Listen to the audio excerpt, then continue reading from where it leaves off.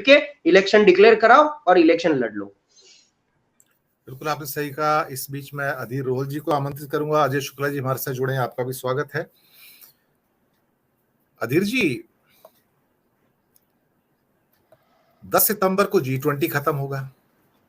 India गठबंधन तो meeting चल ही रही है। 17 सितंबर को शायद ब्रह्म ऋषि का जन्म दिवस है, तो उसी दिन बुला लेते अपना संसद का सत्र। 18 को क्यों बुलाया? 18, 19, 20, 21, 22। अब पहले आपत्तियां आ गई महाराष्ट्र से, ये तो गणपति का महोत्सव दिन है सारे के सारे। यहाँ तो गणपति का 10 दिन का त्योहार होता है महाराष्ट्र के अंदर, और नॉर्मली गणपति उत्सव के दौरान में तो ना असेंबली बैठती है ना संसद बैठती है। अक्सर हमने यही देखा है कि इस बड़े त्योहार के दिन में, और अब गणपति का त्योहार तो पूरे भारत में मनाया जाता है। पहले महाराष्ट्र में था, तो अब तो मुझे लगता है कि भारत के कोने कोने में फैल चुका है। अब तो लोग लंदन, न्यूयॉर्क के अंदर भी गणपति रखते हैं और उनका भी विसर्जन करते हैं। अब तो यहाँ तक है। तो ये तो अब ऑल इंडिया फेस्टिवल है, मतलब one of the biggest festival आप कह सकते हो दिवाली के बाद, जो इस लेवल पे मनाया जाता है, जो गणपति का त्योहार है। तो 17 सितंबर का महर्षि का तो बर्थडे है, 18 से ये मीटिंग है। ऐसा लगता है कि जैसे इंडिया गठबंधन की जो कामयाबी है उसको कटल करने की कोशिश की जा रही है, वहां से ध्यान डाइवर्ट करने की कोशिश की जा रही है, कि यहां पर जो हो रहा है उससे ध्यान डाइवर्ट करके इन लोगों का टाइम वेस्ट किया जाए 10-15 दिन ये बेकार के विषयों के ऊपर। It's looks like a diverter, actually एक मेजर डाइवर्टर है कि यह ध्यान को डाइवर्ट करना है, तो इंडिया गठबंधन की ओर ध्यान ना हो, मुझे ऐसा लगता है। हो सकता है इसमें से बाद में चूचू का मुरब्बा भी ना निकले, मैं आपको बताऊं, हो सकता है। बाकी अनिल जी ने कहा कि कोई बड़ा मुद्दा आ सकता है, गढ़वी साहब ने भी कहा बड़ा मुद्दा आ सकता है, यूसीसी आ सकता है, हिंदू राष्ट्र आ सकता है, इंडिया पाक युद्ध आ सकता है। हमें नहीं मालूम क्या आ सकता है, क्योंकि उनके साथ भी एक दूसरा बंदा बैठा है ना, जिसका नाम डोवाल है, जो हमेशा उल्टा ही सोचता है, जिसने कभी अच्छा सोचा नहीं जिंदगी में। तो क्या होगा क्या नहीं होगा। तो इंडिया गठबंधन और ये सारी इक्वेशंस आप किस रूप में देखते हैं? देखिए दिनेश जी, आपने खुद ही एक हल्का सा इशारा किया है कि जो ये संसद का सत्र बुलाने के लिए टाइमिंग है, आज का दिन चुना है कि जिसकी इसकी घोषणा की गई है, तो सारी चीजें वही हैं कि जो आज इंडिया गठबंधन की तीसरी बैठक मुंबई में हो रही है।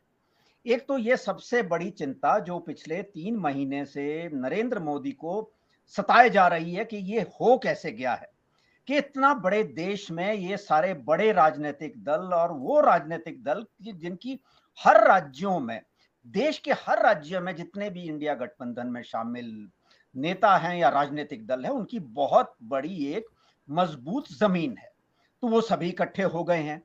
और खुद के साथ इनके पास क्या है तो खुद जानते हैं कि जिस एनडीए का ये जिक्र करते हैं, भाजपा के अलावा वहां पर कोई नहीं है। तो ये जो सारी चीजें हैं कि इंडिया गठबंधन की तीसरी बैठक से जो चीजें निकलनी है उसको डाइल्यूट किया जाए किसी ना किसी तरह। दूसरा, ये जो इनका गोदी मीडिया है, इस मीडिया को पूरी आज से लेकर पूरी तरह इंडिया गठबंधन से हटाकर, आज शाम को आप देखिएगा या कल भी कि मोदी का मास्टर स्ट्रोक आएगा, सारी चीजें आएंगी, संसद का विशेष सत्र बुला लिया, ये चीजें हो गई, ये होगा, सारी स्पेक्यूलेशंस वहां पर होंगी और ये चीजें हैं। तीसरा, आज ये जो रिपोर्ट आई है, इससे ध्यान बटाने के लिए, क्योंकि इस रिपोर्ट में अब ये एक, मुझे नहीं लगता कि ये एक इकोनॉमिक फ्रॉड या इकोनॉमिक आर्थिक घोटाला है। ये कहीं ना कहीं एक पॉलिटिकल, एक इसके जो फॉल आउट्स हैं वो सामने आने अब निकलेंगे, क्योंकि इस रिपोर्ट में अब इशारा, भले ही अदानी ये कह रहे हैं, रिपोर्ट का इशारा एक काला संसार है। Bermuda, Cayman island, British Virgin island, Dubai, Mauritius, Cyprus का व्यक्ति जो नेशनैलिटी है, ये माफिया है सर। इसे अपराध मत कहिए सर, ये माफिया है सर। ये रिपोर्ट माफिया के बारे में है सर, ये रिपोर्ट माफियाकरण के बारे में है सर। उद्योग का माफियाकरण कैसे होता है सर? राजनीति के क्या कहते हैं सहयोग से। जी, तो इसमें जो सारी चीजें, अदानी समूह का जो कॉरिजेंडम या अपना पक्ष उन्होंने एनडीटीवी पे दिया है, उसमें कह रहे हैं कि हमें तो सुप्रीम कोर्ट से इस मामले में क्लीन चिट मिल चुकी है। अब वो मुझे तो याद नहीं आ रहा कि मार्च के महीने का उस कॉरिजेंडम में जिक्र किया गया है कि हमें क्लीन चिट मिली है। तो मार्च में, तो 2 मार्च को सुप्रीम कोर्ट ने इसमें सेबी की एक कोल बनाया था कि सेबी इसमें जांच करेगी। तो सेबी ने जो पहली रिपोर्ट दी थी वो मई में थी। तो सारी चीजें इसमें ये है कि जो ये पूरा घपला है। और इस बार इस कॉरिजेंडम में साथ ही अदानी समूह ये कह रहा है कि ये जो पुरानी रिपोर्ट है उसी को दोबारा से सामने रखा गया है, लेकिन ऐसा बिल्कुल नहीं है दिनेश जी। आप इसमें देखेंगे कि पॉलिटिकल इसके फॉलोआउट्स किस तरह होंगे, कि जो सारी चीजें उसमें एक चीज साफ की गई है। अब इसमें कहा गया है कि जो DRAI था, DRAI ने इसमें सेबी को लिखा था कि इसकी जांच की जाए 2014 की जनवरी में, लेकिन उसके बाद सेबी ने उस पर क्या जांच की, क्लीन चिट दी, कुछ पता नहीं है। और उसके बाद जो सेबी के डायरेक्टर थे UK सिन्हा, उन्हें एक्सटेंशन मिलती है, उन्हें 3 साल की मोदी गवर्नमेंट में एक्सटेंशन दी जाती है। तो सारी जो चीजें हैं कि इस समय जो परिस्थितियां मोदी जी और भारतीय जनता पार्टी या सत्ता के लिए खराब होती जा रही हैं, उनसे ध्यान बटाने के लिए मोदी, आपने देखा होगा दिनेश जी, पिछले 9.25 वर्षों में जब भी देश के सामने कोई बड़ा मुद्दा आया तो ये उससे ध्यान भटकाने के लिए विपक्ष का भी और जनता का भी कोई नई चीज लेकर आते हैं। तो इस समय मीडिया का ध्यान बांटने के लिए या मीडिया को उस तरफ झोंकने के लिए जो इनका गोदी मीडिया है, अब ये संसद का विशेष सत्र ले आए हैं। साथ ही साथ ध्यान जो है, जो आज ये रिपोर्ट आई है द गार्जियन और फाइनेंशियल एक्सप्रेस में छपी है, इस पे ध्यान ना जाए। इंडिया की जो 2 दिनों की बैठक मुंबई में होने जा रही है, इस पे ध्यान ना जाए। तो ये सारी परिस्थितियां खड़ी की गई हैं। जैसा आपने जिक्र किया कि संसद के विशेष सत्र को बुलाने की कोई आवश्यकता ही इस समय नजर नहीं आ रही। अगर देखिए कोई भी युद्ध किसी देश के साथ होता है या कुछ भी करना है तो उसकी पहले घोषणा करके नहीं किया जाता, वो कभी भी, हमने इतने सालों में यही देखा है। तो वो ऐसी कोई परिस्थितियां नहीं है।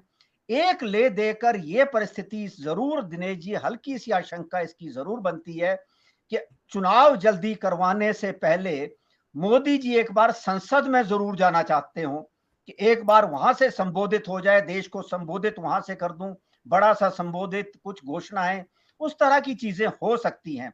हालांकि मुझे नहीं लगता कि मोदी जी जिस तरह की हीन भावना से ग्रस्त है और वो कमजोरियां जानते हैं, तो उन कमजोरियों के बीच जिस तरह की परिस्थितियां इस समय है दिनेश जी, कि वो अपना पूरा समय कम से कम काटना चाहेंगे। और मुझे अभी भी नहीं लगता कि वो अगले साल मार्च अप्रैल से पहले चुनाव करवाने जाएंगे, क्योंकि उनके पास जो भी उनके हथियार है, उन हथियारों को वो इस्तेमाल करना चाहेंगे।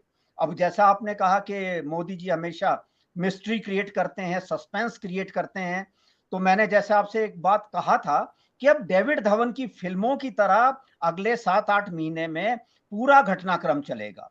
तो वो सारी चीजें हैं।